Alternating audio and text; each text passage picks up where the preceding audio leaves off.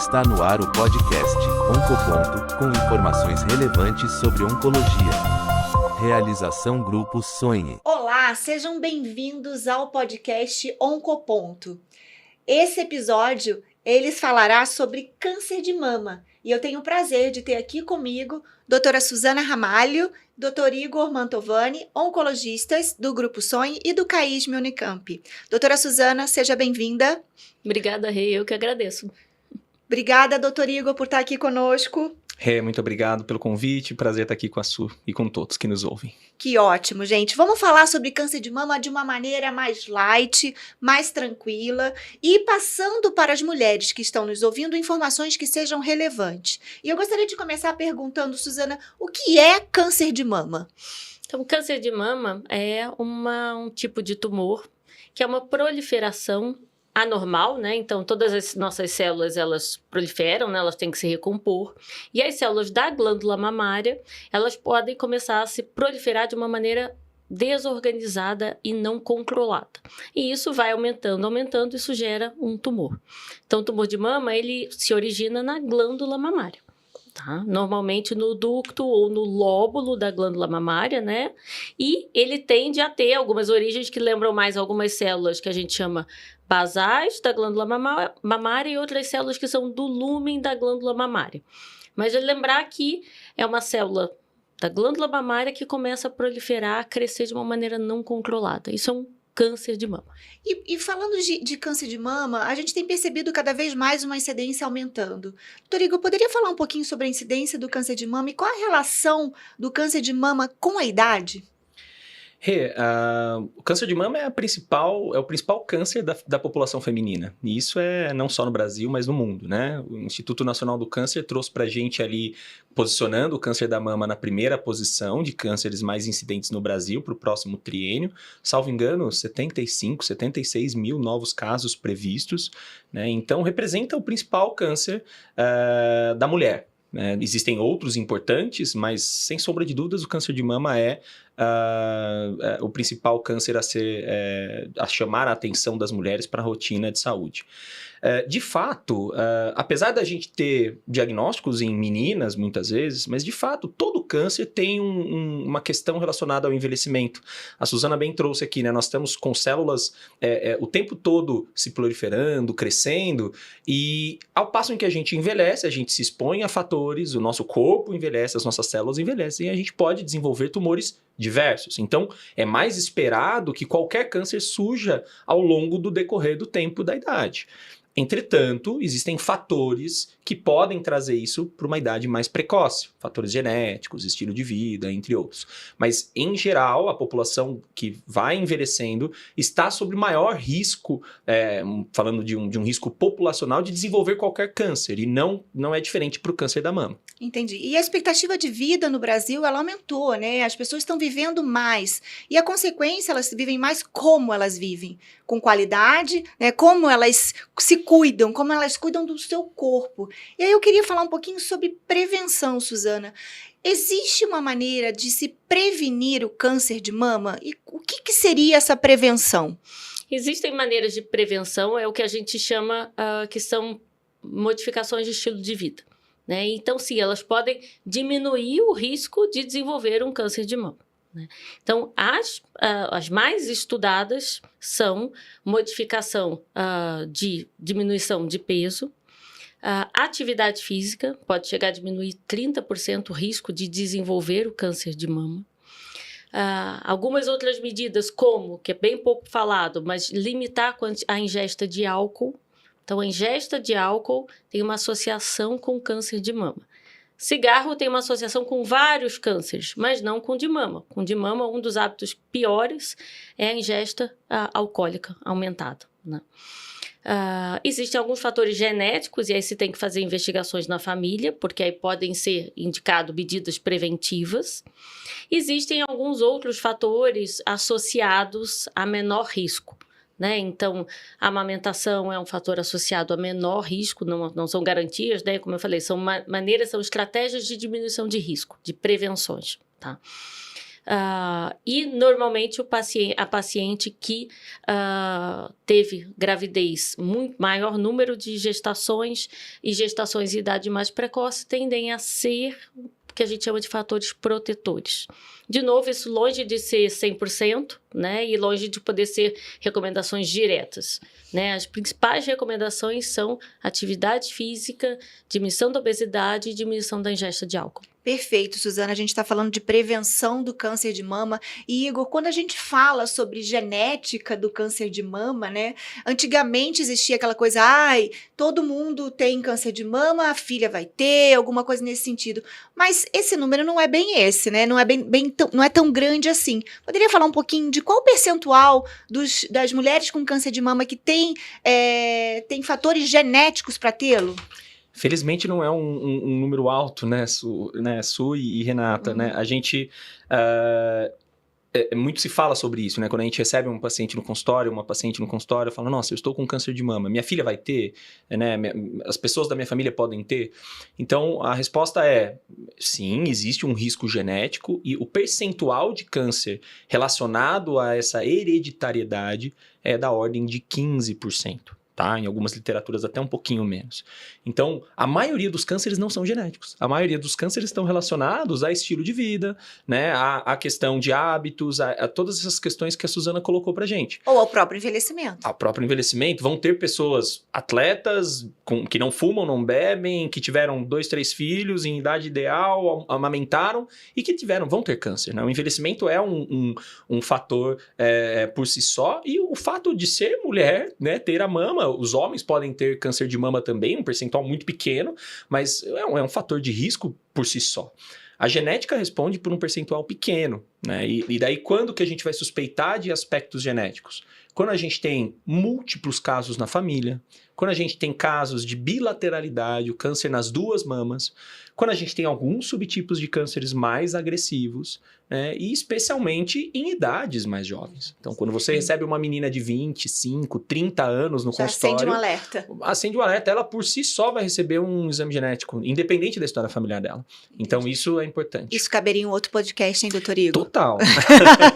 Podemos depois bolar um desse. Mas a gente já falou aqui, né, sobre prevenção, o que é fundamental para vocês que estão nos ouvindo nesse momento ou nos vendo através do nosso canal do YouTube.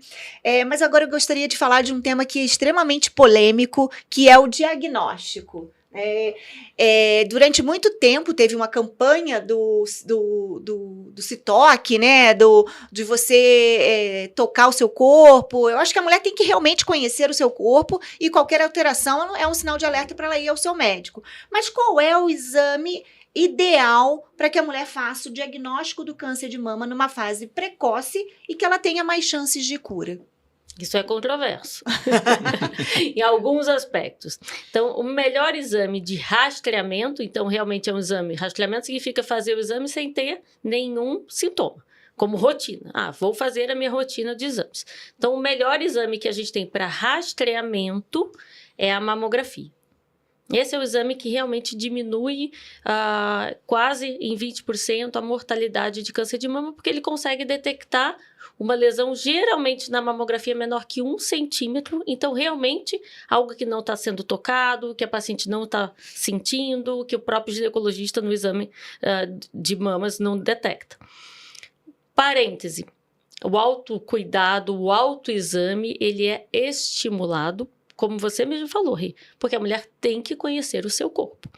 A glândula mamária, especialmente na mulher jovem, ela varia muito, conforme o ciclo menstrual, conforme várias situações perto da menstruação, antes da menstruação. Então, conhecer o seu corpo é importante. Só que, de maneira alguma, conhecer o seu corpo e ter o autoexame não vai substituir uma mamografia. Ótimo, perfeito. Mas a mamografia não é 100%. Sim, isso que eu gostaria de perguntar. Não é. A mamografia, a ultrassonografia mamária, a ressonância, quando que a gente indica o quê e para quem?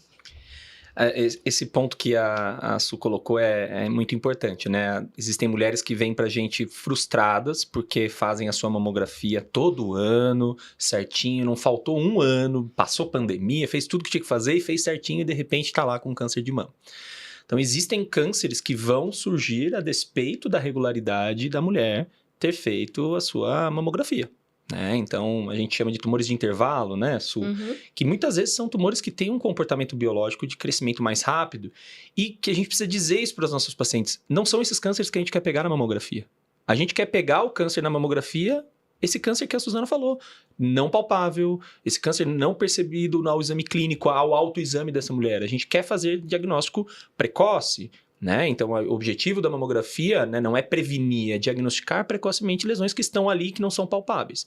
Aquela lesão que vai crescer e surgir em qualquer momento da idade dessa mulher, e pode acontecer inclusive antes da recomendação da mamografia se iniciar, né? Então, é frequente que mulheres de 30 anos tenham câncer de mama, 35 tenham câncer de mama, e essas mulheres não estão contempladas no programa de rastreamento segundo as principais orientações de Sociedade Brasileira de Mastologia, né, que se inicia aos 40 anos. Então, alguns cânceres vão surgir a despeito da regularidade. Né? Isso tem a ver com o comportamento biológico daquela doença. Do tipo de câncer. Exatamente. Né?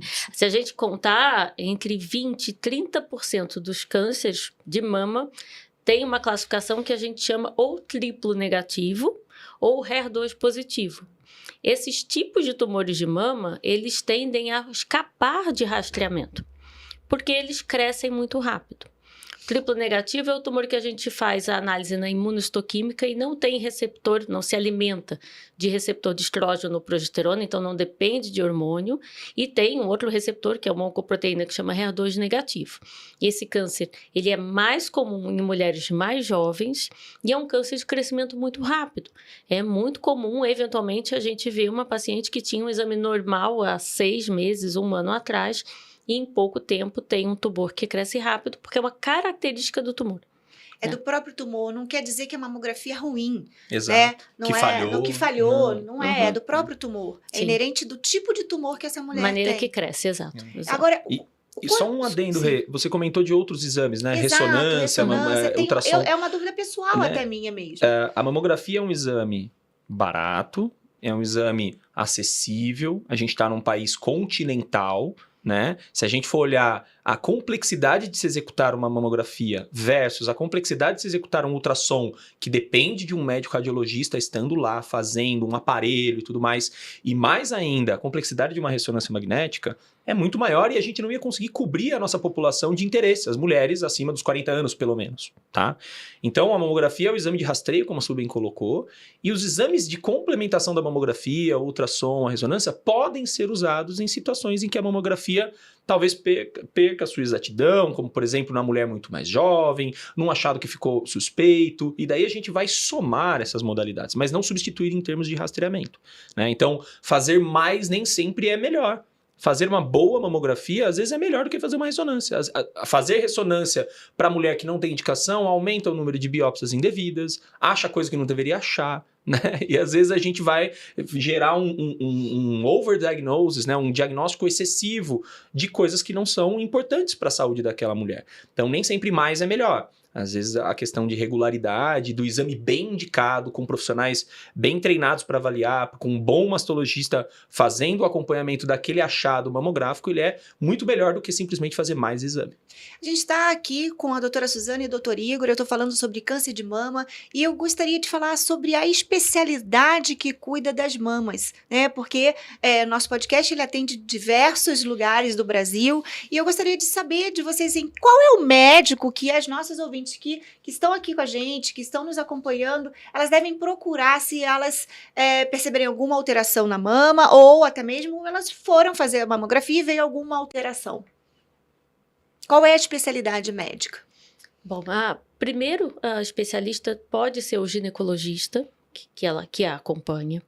A partir da indicação de uma biópsia, né, e de um diagnóstico, ela deve procurar o mastologista. O mastologista vai avaliar o tipo de tumor, o diagnóstico e fazer a indicação de ou cirurgia ou, em algumas situações, especialmente desses subtipos mais agressivos, indicar que se comece tratamento antes da cirurgia, o que a gente fala de neoadjuvância. Então, ao primeiro sintoma, isso é importante, Rê, porque sintoma é diferente do rastreamento, né? Sim. Sintoma é aquilo, a mulher palpou o nódulo na mama. O nódulo não tem associação com o ciclo menstrual. o nódulo cresce ou modifica, ela deve procurar imediatamente ajuda, né? Geralmente, o médico principal da maioria das mulheres é o ginecologista, tá? Então, se ir ao ginecologista e pedir, né, realmente que seja avaliada. Nódulo palpável, a princípio, é indicado biópsia, grande maioria deles, para ter certeza do que é. E aí, a partir do diagnóstico, é o mastologista que tem que coordenar esse início de tratamento. Sim. Qual a cirurgia, se é a cirurgia primeiro ou não, mas é um médico mastologista. Mastologistas, perfeito. Você falou de nódulo, né? Mas existe alguma coisa do tipo alteração de pele, secreção, alguma coisa que a mulher também precisa ficar atenta? Sim, existem tumores que têm apresentação que a gente chama inflamatória. Então, ele lembra uma mastite, ele lembra uma erisipela na mama, fica quente, fica doloroso. E lembra que, como ele é um tumor, ele não vai embora, né? Diferente de uma mastite, de uma inflamação, né? De uma celulite que trata com antibiótico, melhora. O tumor inflamatório de mama, ele realmente não vai embora e é um tumor agressivo. Então, vermelhidão, coceira, a sensação de ardor na mama tem que investigar. Existem tumores que ficam exatamente atrás do complexo aureopapilar, da papila da mama. E esses, eventualmente, eles fazem uma secreção. Então, a mulher passa a ter uma secreção sanguinolenta ou mesmo, eventualmente, leitosa. E esse tem que chamar a atenção para correr atrás de um diagnóstico. O local que normalmente é atrás da papila é até um local de difícil localização. Então, geralmente, demanda ultrassom e mamografia junto para diagnosticar. E o carcinoma inflamatório, esse que inflama a mama, ele demanda muita atenção. Porque ele não é simples, ele pode parecer só na pele, na superfície, e não achar tanto na glândula. Então, não só a mama, quanto a axila. Axila também. Exato. Ou seja, o recado para vocês, mulheres, conheçam o seu corpo. Na verdade, a gente às vezes esquece, né? Tem tanta coisa, cuidar de filho, cuidar de casa, trabalhar, e esquece da gente. Mas a gente não deve esquecer.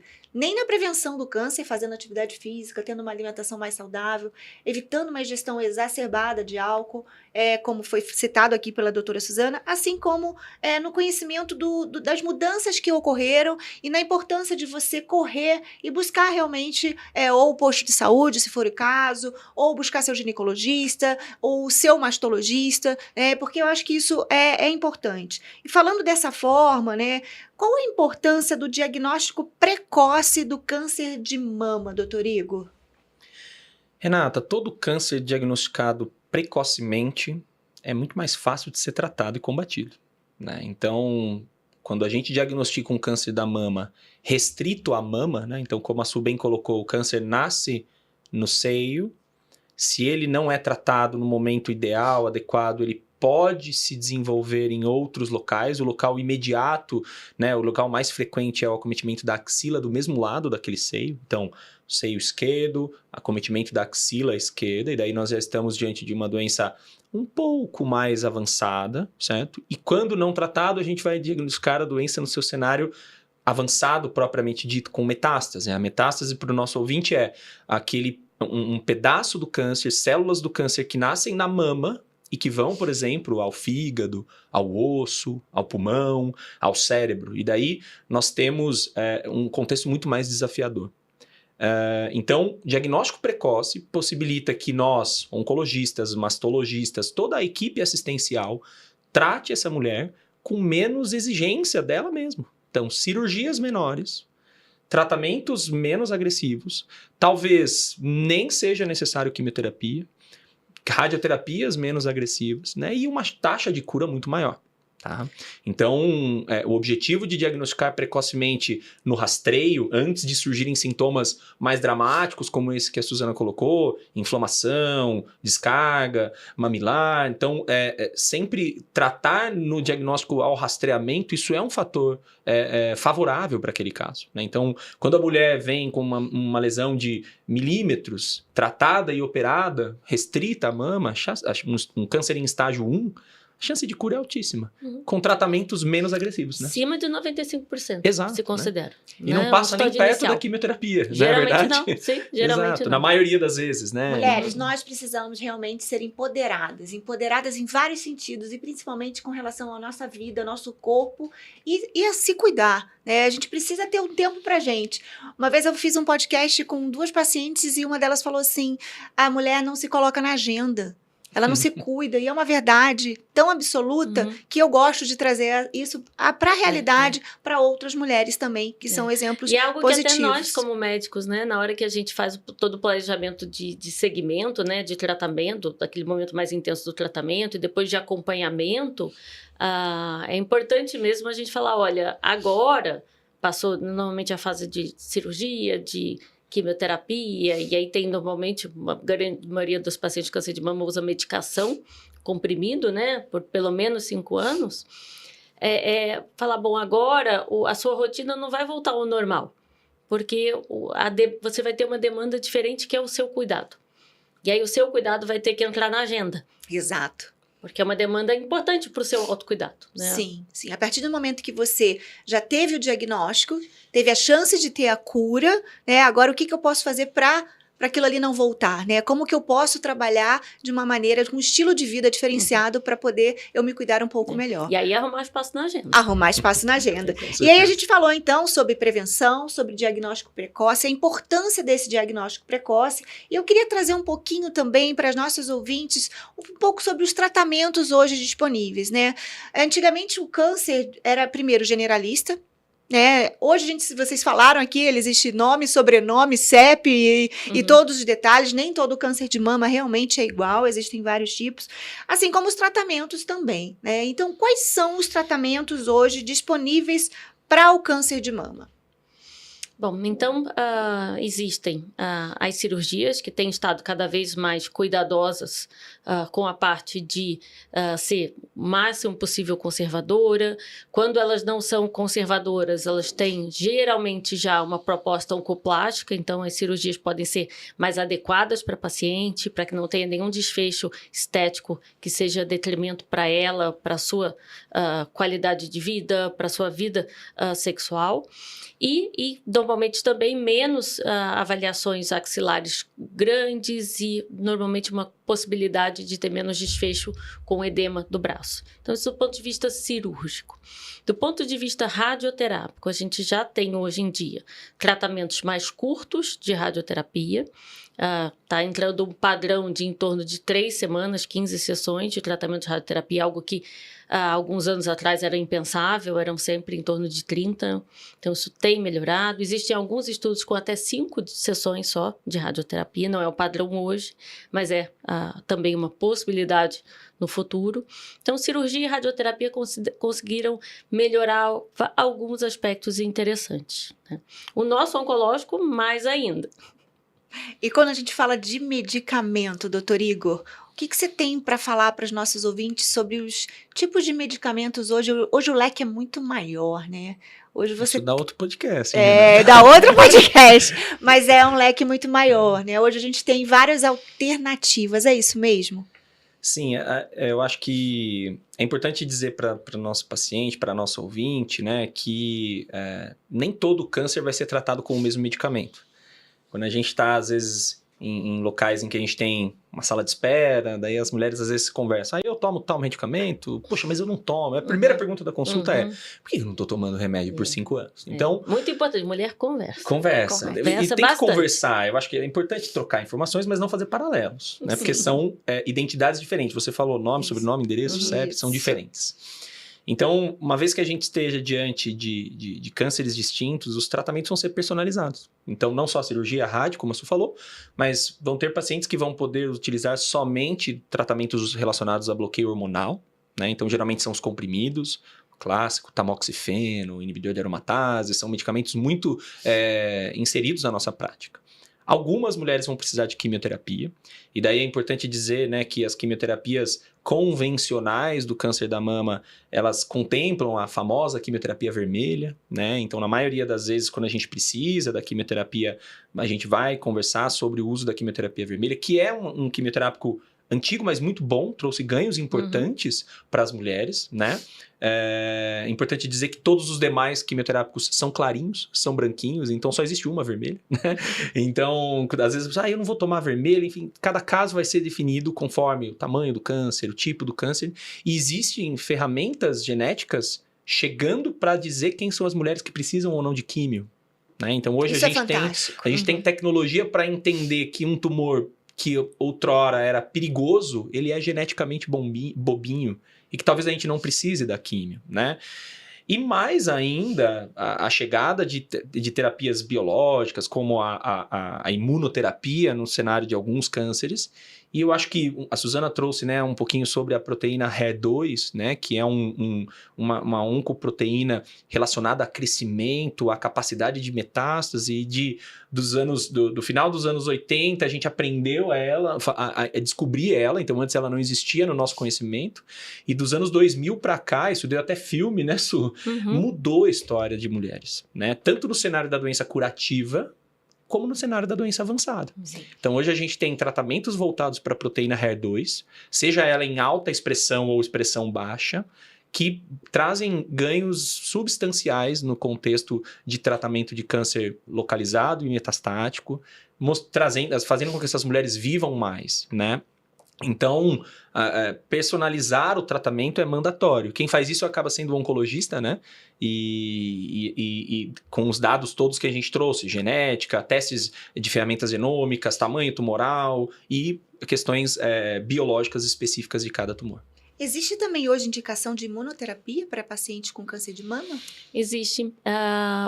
Aqueles tumores que a gente falou, que são aqueles 15% que podem ser classificados como triplo negativo, eles têm indicação de imunoterapia naquele cenário que a gente avalia junto com o mastologista e ele pede para fazer quimioterapia antes da cirurgia.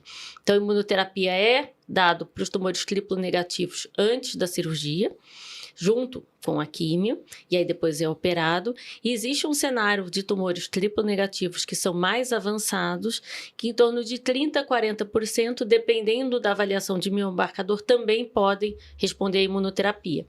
Então, como o que a gente vê hoje em dia é que os tumores agressivos triplo negativos é que realmente tem esse perfil de responder bem à imunoterapia. Os tumores HER2 positivos, como o Igor colocou, eles têm tratamentos específicos, anticorpos que modificaram enormemente o desfecho. E mesmo os hormonais, hoje em dia, né, que eles falam que é a outra grande maioria deles, vão dar 60% dos tumores de mama dependem de hormônio, eles têm tratamentos com inibidores de ciclo celular, mesmo depois da cirurgia. Então, são realmente organizações, né, de desfecho e de tratamento muito específicas. Vai realmente de acordo com o nome, sobrenome e mais algumas análises que eventualmente a gente faz genética para poder indicar o melhor tratamento. Perfeito. A gente está falando sobre câncer de mama com o Dr. Igor Mantovani e a doutora Suzana Ramalho, e a gente falou desde a importância da prevenção, e que existe essa possibilidade, do diagnóstico precoce, né, que existe as chances de cura. A gente falou aqui também da importância do mastologista dentro desse circuito do câncer de mama, que às vezes a mulher não sabe a quem procurar, o médico que recorrer num primeiro momento. E nós falamos sobre o tratamento. Então, existe esperança, não é uma sentença de morte o câncer de mama. Hoje a gente vê diferentes tipos de tratamento, diferentes tipos de câncer de mama com tratamentos diferenciados e a oncologia personalizada, de novo, sendo fundamental. Queria pedir para a doutora Suzana e doutor Igor fazer suas considerações finais e deixarem uma mensagem para os nossos ouvintes. Olha, a principal mensagem que eu diria, mais de 95% dos tumores de mama, eles tendem a ser curados, quando muito iniciais, né? Mesmo as doenças um pouco mais avançadas, a gente tem tratamentos otimizados para as pacientes. Os tratamentos têm modificado muito o desfecho das pacientes. Mesmo a qualidade de vida hoje com as medicações, ela melhorou muito, né? A gente tem conseguido fazer tratamentos com menos impacto, com menos detrimento, né, em efeitos colaterais. Então, um diagnóstico de câncer de mama, ele é, hoje em dia, uma análise muito complexa, com pelo menos 2, 3 médicos juntos, né, que tratam da oncologia mamária, e a maioria dos desfechos é muito bom. né? Então, vamos focar dessa contexto, porque a imagem que se tinha antigamente de câncer de mama, ela era muito difícil, né? Ela é ainda, sem dúvida, um diagnóstico difícil, mas dentro do caminho do tratamento do paciente, todas as situações melhoraram muito. Excelente. Doutor Igor, suas mensagens finais? Eu acho que a minha mensagem vai para os pacientes que eventualmente descobriram a doença num contexto avançado, ou aquela doença que foi tratada no passado e voltou. Né? E às vezes, como você bem disse, né? Às vezes isso outrora já foi uma sentença e hoje não. Então, nós temos Suzana, eu, todos os médicos do nosso time de tumor feminino aqui a gente está representando, mas temos Vivian, temos Léo, e todos temos pacientes com histórias de vida acontecendo, né? Vendo pessoas da família se formar, filhos, viajando, e com câncer avançado. Exatamente, né? chegando, com câncer avançado, com metástase, né? Eu tenho uma paciente que voltou há pouco tempo de uma viagem que ela sonhava em fazer e não conseguiu fazer porque o diagnóstico foi muito turbulento da doença que voltou. E não, hoje ela foi fazer a viagem dela. Então, estar perto do médico oncologista, de todos, né? Não só do oncologista, do mastologista, do seu radioterapeuta, é importante para orquestrar da melhor maneira o tratamento, mesmo num cenário desafiador, que é o câncer avançado, né? Mas entender que existe solução, existe tratamento, existe vida mesmo num contexto difícil que é com o câncer. Perfeito. Doutora Suzana, muito obrigada. Doutor Igor, muito obrigada. Estivemos aqui hoje falando sobre câncer de mama. Câncer de mama é um tema que a gente pode ter um Netflix, né? Um seriado completo com várias discussões, mas a gente trouxe aqui uma abordagem que a gente acredita que seja fundamental para as mulheres que estejam nos ouvindo ou nos assistindo no nosso canal do YouTube. Mais uma vez, muito obrigada. Esse foi mais um Oncoponto do Grupo Sonhe. E nos siga nas redes sociais, @Grupo Sonhe, para que você realmente veja mais episódios do Oncoponto. Muito obrigada.